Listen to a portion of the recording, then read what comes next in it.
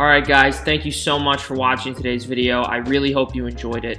A few quick things before I go. First, I really want to thank Ameribrade for sponsoring today's video and sending me this awesome 2x72 belt grinder. It's great to have this thing in the shop, especially since it's variable speed, which makes it that much more versatile. It's completely changed the way I use a grinder, and I don't think I'll ever use anything else again. They're a really great company, and every grinder is made right here in America.